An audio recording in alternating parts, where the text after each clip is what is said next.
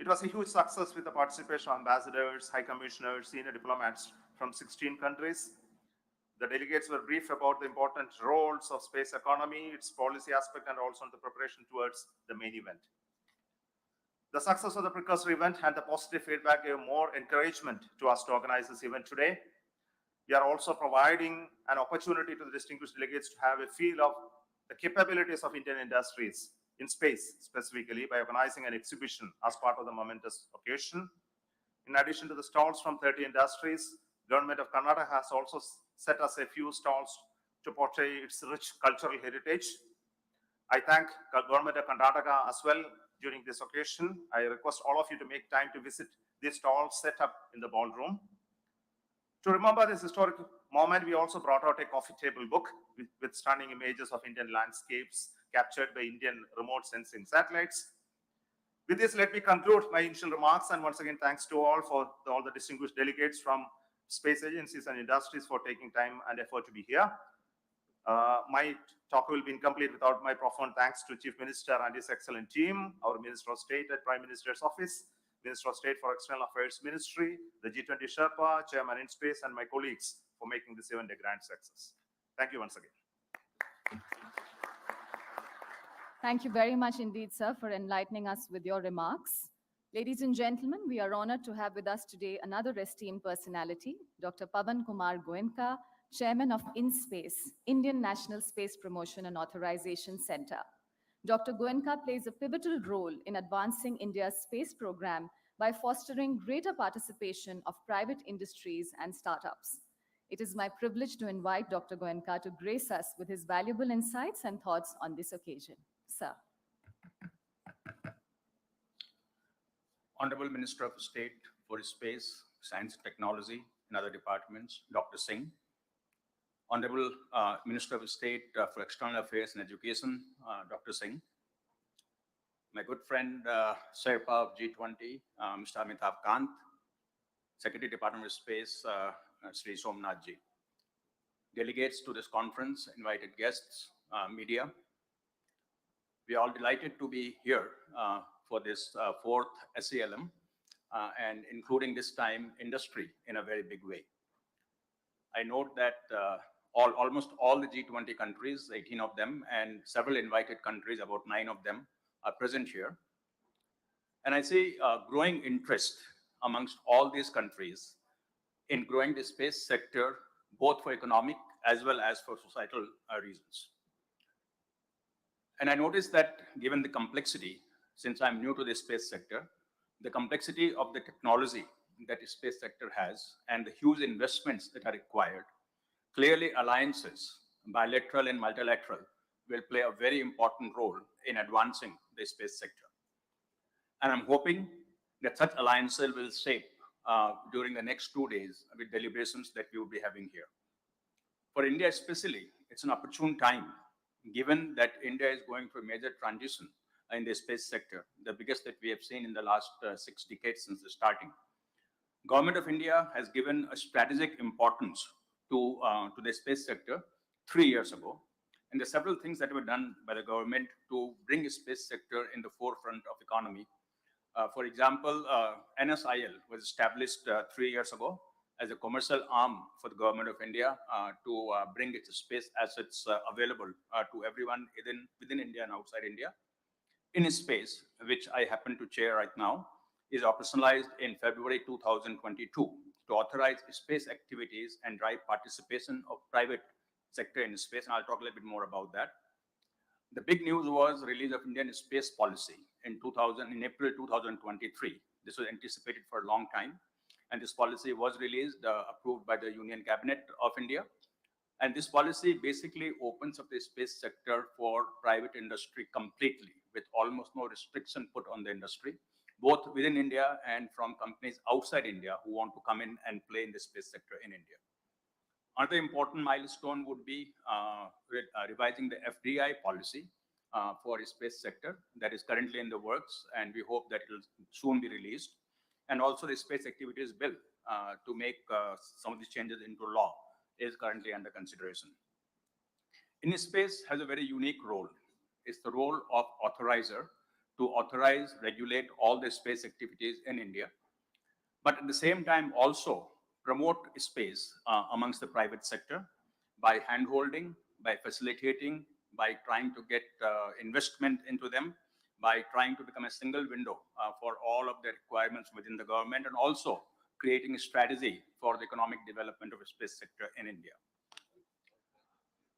We have had a very enthusiastic response from the private sector to space. In the last 2 years, number of startups in the space sector has gone up, and today India has more than 150 startups.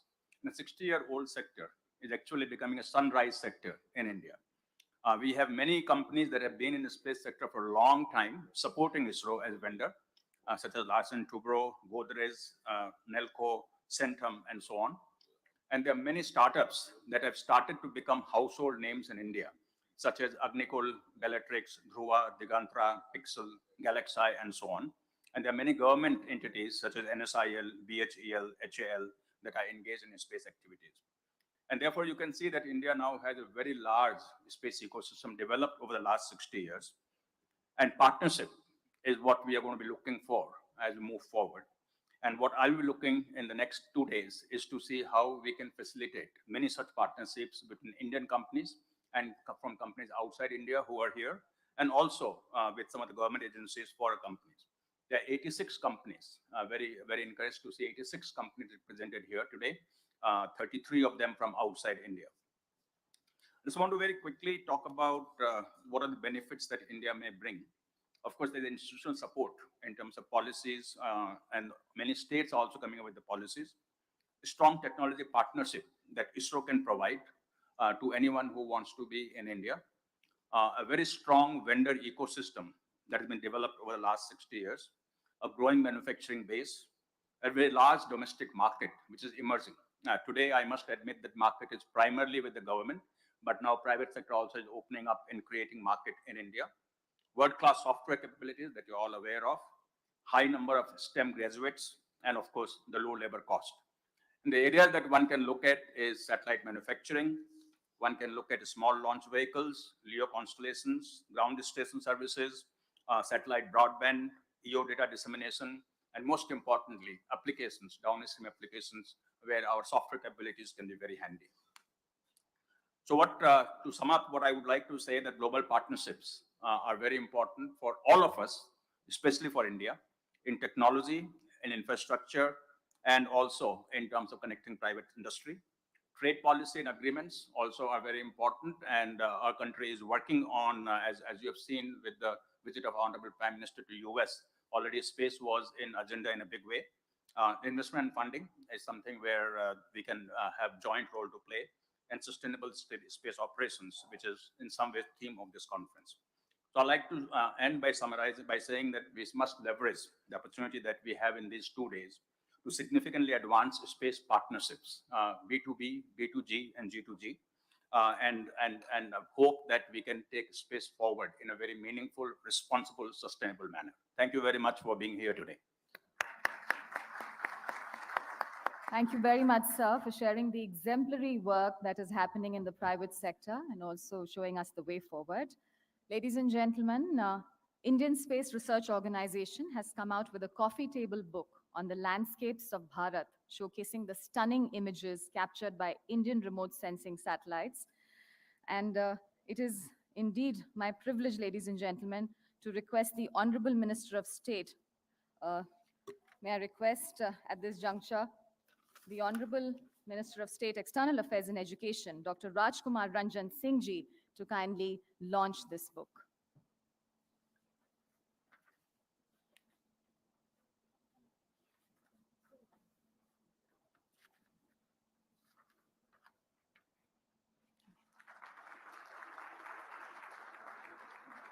Can we have our esteemed dignitaries? We request you, esteemed dignitaries, to also pose for a group photograph with the book.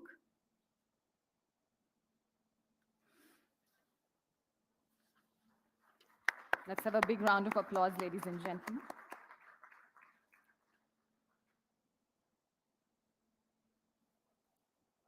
Thank you very much, Honorable Minister, for doing the honors.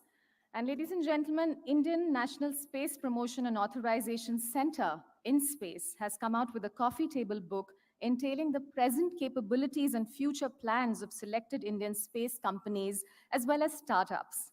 It is now my privilege, ladies and gentlemen, to request the Honorable Minister of State, Prime Minister's Office, Science and Technology, Ministry of Personnel, Public Grievance and Pension, Department of Space and Department of Atomic Energy, Dr. Jitendra Singh ji, to please launch this book.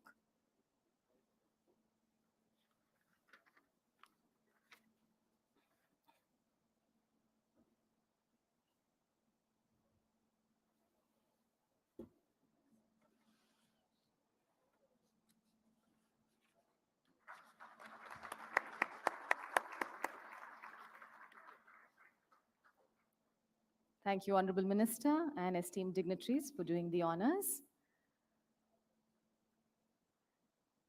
Ladies and gentlemen, we have in our midst Mr. Amitabh Kant, India's G20 Sherpa and the former Chief Executive Officer of the National Institution for Transforming India, Niti Aayog, the apex public policy think tank of the Government of India.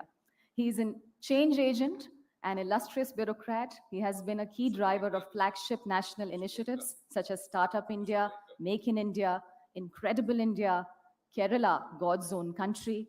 He has authored several books, including Branding India, an incredible story. We are truly delighted to have you with us today, sir, and with great privilege, we invite you to address the esteemed delegates present here, sir.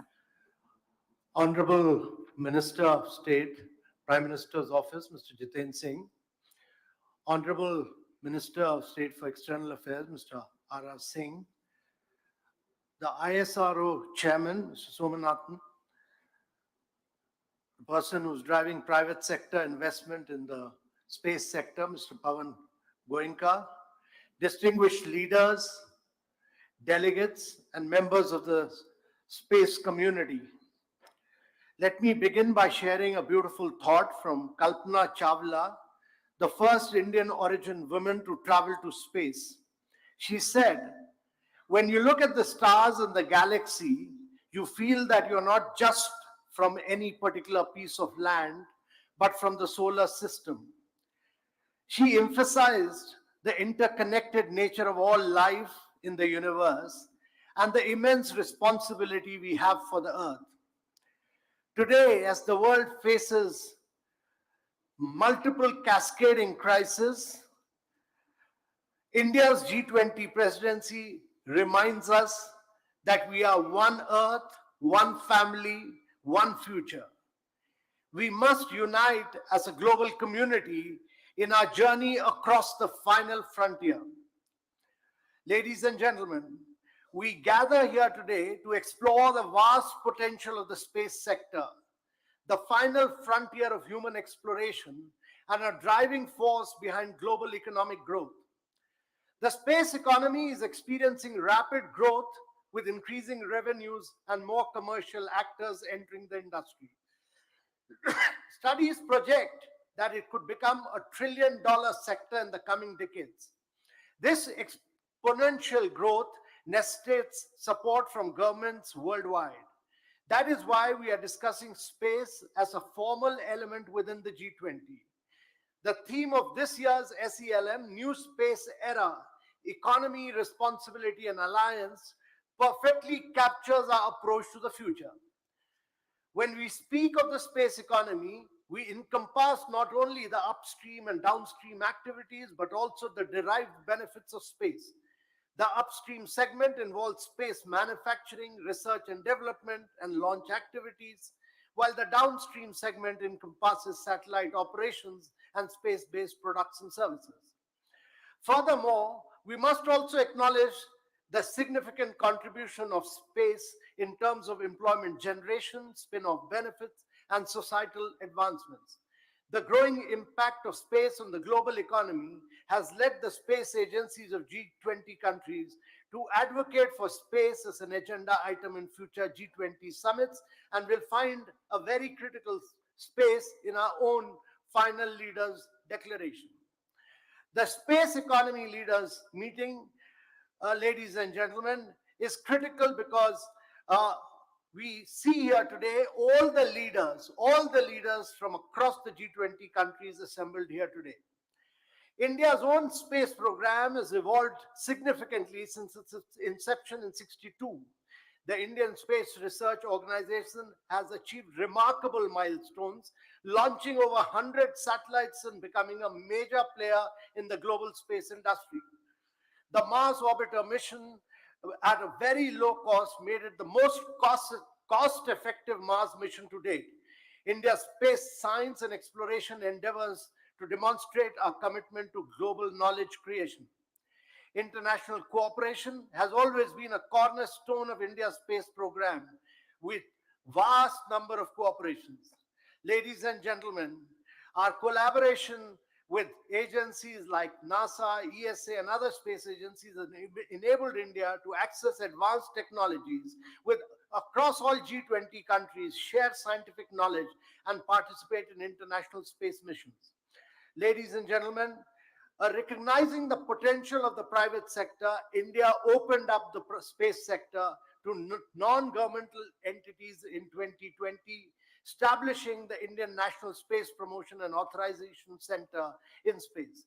This progressive policy has fueled rapid growth and innovation in the private sector, with the number of startups skyrocketing since then. Ladies and gentlemen, in 2022, we've seen a vast number of startups in India, propelling companies like Skyroot Aerospace, which Agni-Cool Cosmos, which test-fired a second-stage semi-cryogenic engine.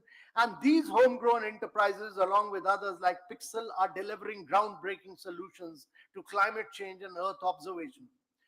To sustain this momentum, India's private space sector is attracting substantial investment and forging meaningful international partnerships.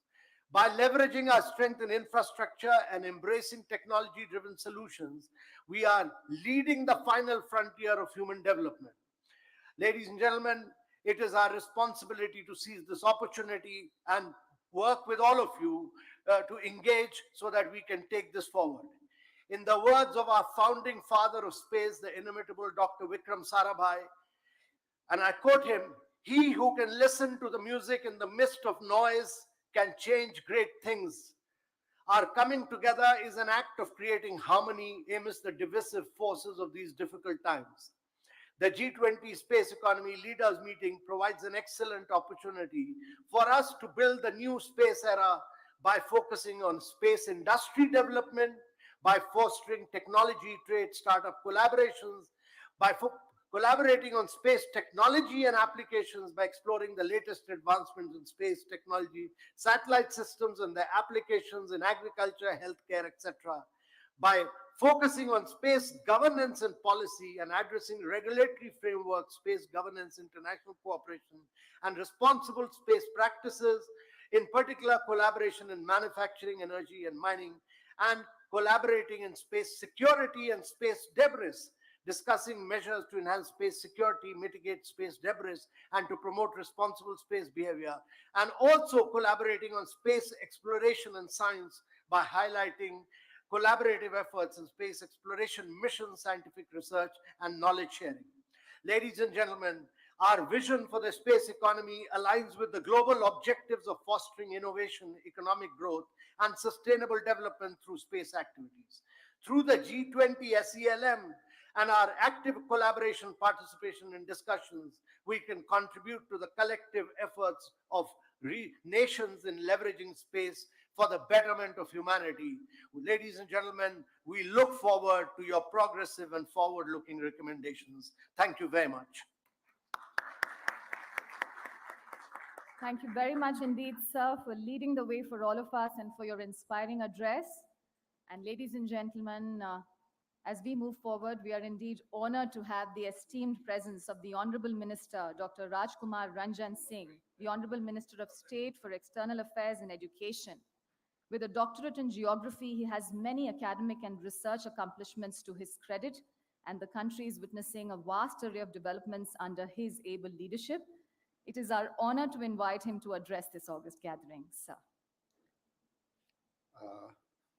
My ministerial colleague, Dr. Jitendra Singh Ji, Honorable Minister of State, Prime Minister's Office, Science and Technology, and Ministry of Personnel, Public Grievances and Pension.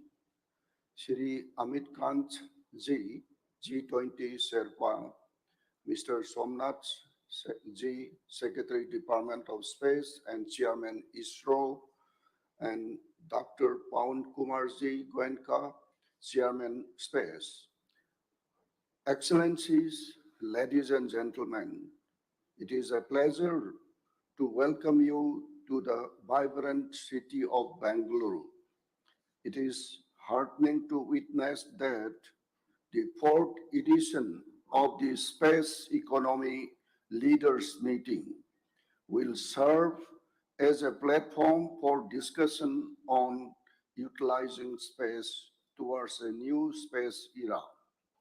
Excellencies, the space economy has emerged as a fast-growing sector, witnessing increasing number of governmental and non-governmental players.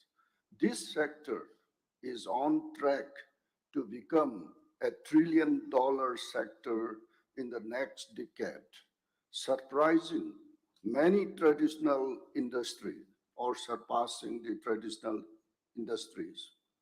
It is therefore very well timed that the G20 space leaders are meeting today under the theme of Towards a New Space Era, which is economy, responsibility, and alliance, aligning perfectly with India's G20 theme of Vasudev Kutumbakam, one earth, one family, one future. Given the rapidly rising space economy sector, fostering vital alliances among responsible space actors is essential to maximizing the contributions of the space economy to the global economy. Excellencies, the space sector was traditionally considered a government business. However, in the present time, several private enterprises across the world are contributing to the space sector at an unprecedented scale. Today, the space sector cannot be visualized without the role of the private enterprises. There is immense potential in covering efforts of the National Space Agency, startup, academia, research and industry in order to responsibly harness the potential of the space for the benefit of all humanities. Ladies and gentlemen, taking note of the emerging role of space economy and evolving nature of space partnership among stakeholders of space industry, Government of India has taken path-breaking steps to reform the space sector and encourage private industry participations. We recently unveiled Indian Space Policy 2023. This policy will augment space capabilities, enable, encourage, and develop a flourishing commercial presence in space, make space as a driver of technology development, driven benefit in allied areas, and create an ecosystem of effective implementation of space application among all stakeholders. Excellencies, today India has over 400 private space companies working on harnessing this sector. We also have a student outreach program called SAMBA, which with students. This program is designed to cultivate scientific temper among our young ones. In this spirit, I hope that you will have fruitful interactions during the space industry session and B2B interaction tomorrow. Excellency, when we say that we need to responsibly harness the potential of this space for the benefit of all humanity, what is important to note is that we should make space economy a catalyst to make human life prosperous. Space technology can bring immense predictability to the varieties of climate changes, agricultural harvests, food security, natural disasters, and even distribution of economic growth. These uncertainties unfold their worst impact on developing countries. Countries of the global south are the ones who are the worst affected. Development of space economy and its technology can help us achieve sustainable development goals. In our endeavors to provide benefit of space to all humankind, it is important that we also look at building capacities of developing countries so that they can driven benefit of space technology. A prosperous space economy can help us better target our focus on ensuring food security for all, undertaking timely and responsible climate actions, providing good health care as well as quality education for all, especially the global south. Excellency, we wish you all success in your deliberation on entering into the new space era of economy, responsibility, and alliance, and fulfill the aspiration of humanity. Thank you. Thank you very much indeed, Honorable Minister, for that significant address, and thank you for sharing your vision with us on this occasion. Ladies and gentlemen, we are indeed honored to have amongst us the Honorable Minister of State, Prime Minister's Office, Science and Technology, Ministry of Personnel, Public Grievance and Pension, Department of Space and Department of Atomic Energy, Dr. Jitendra Singh. With an illustrious parliamentary career spanning 3 decades, he brings invaluable expertise to this esteemed gathering. It is our great privilege to request you for your address, sir. Thank you. Thank you for your kind introduction. Seated beside me, my esteemed colleague, the Government of India, Minister of State for External Affairs, Dr. Raj Kumar Ranjan Singh ji. Seated on the other side of me is India's G20 Sherpa, and a very familiar figure among you all by now, Mr. Amitabh Kant, Secretary, Department of Space and Chairman, Indian Space Research Organization, who's been working hard to make this event happen, Mr. Somnath, Chairman, In Space, Dr. Goenka, whose compilation of success stories we just now released.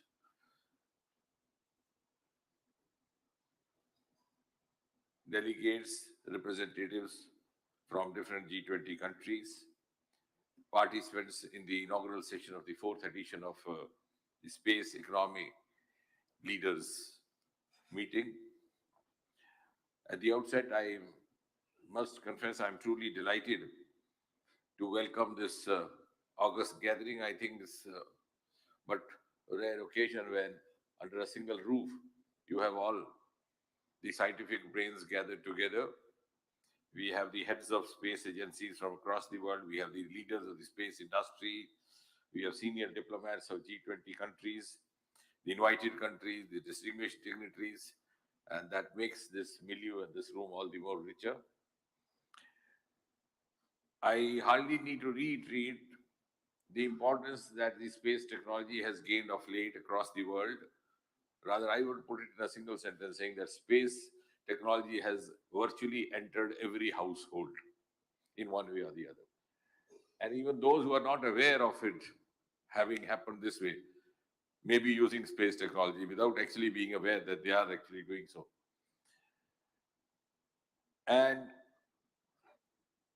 every aspect of human life, whether it's disaster management, whether it's disaster prevention, whether it's agriculture, whether it's education, whether it's health, whether it's navigation, defense, you name the sector, or you name the aspect of human life, and you'll find some way or the other space technology has stepped in one way or the other, in one measure or the other. And I'm glad that in the last 8-9 years, under Prime Minister Modi, India has actually, rather I do not hesitate saying, made a quantum jump. Even though our space journey began relatively later compared to some other countries, but we are today a frontline nation as far as our space programs are concerned, our space stories are concerned. Very soon we are looking up to an ambitious program of sending an Indian into the space, the Gaganyaan mission. Few days later, we are going to have the Chandrayaan mission, the first one of which gathered the pictures of the presence of water on the surface of moon, which was possibly the first indication to the world of the possibility of habitat. And I think that places India in a very distinguished position in this arena of space knowledge and space technology.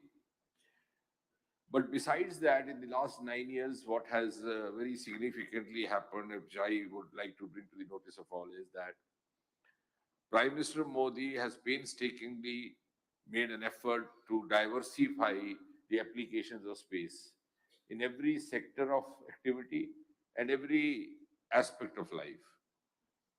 And I think it is India, a few years back, we set up a satellite called SARC satellite, following the policy of neighbors first and also providing our services to the neighbors.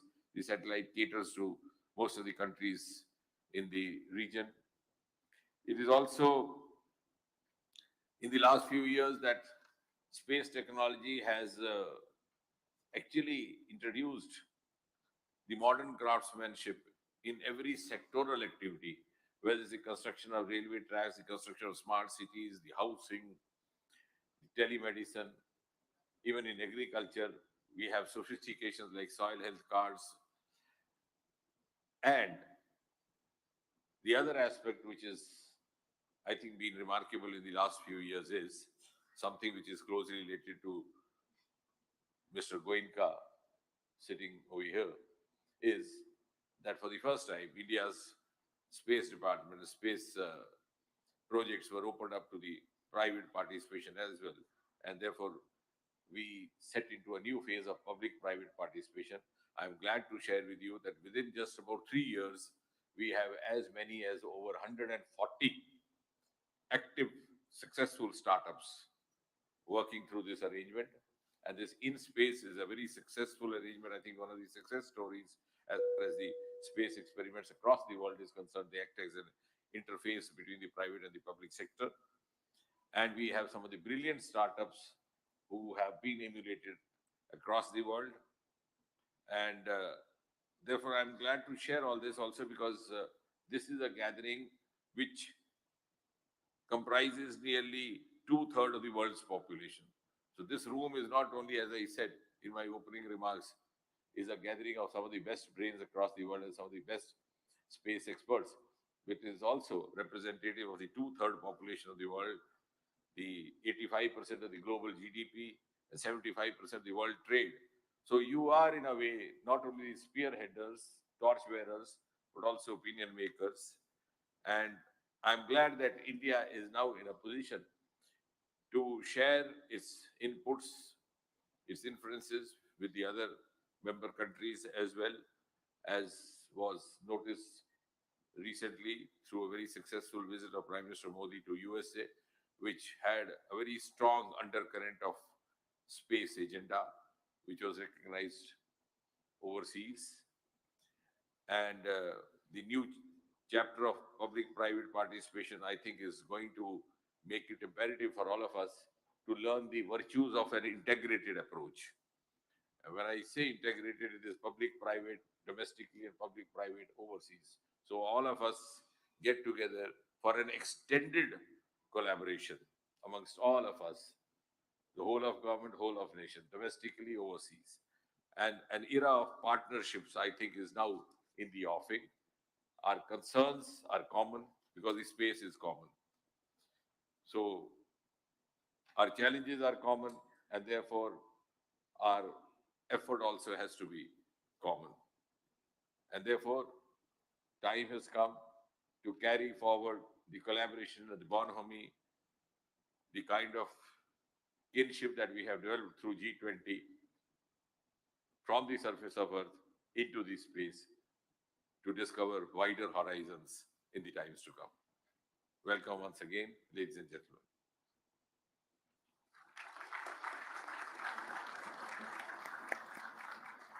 Thank you very much indeed, sir. Your inspiring words and commitment towards promoting space leadership in India is truly commendable, and we thank you for your far-sighted visionary leadership.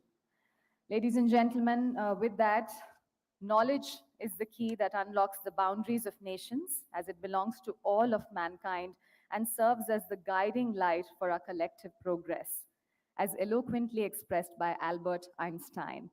With this sentiment echoing in the hearts of all esteemed participants, this inaugural program of the G20 SELM meeting in Bengaluru comes to a close. Ladies and gentlemen, I do have a few announcements before we break for tea.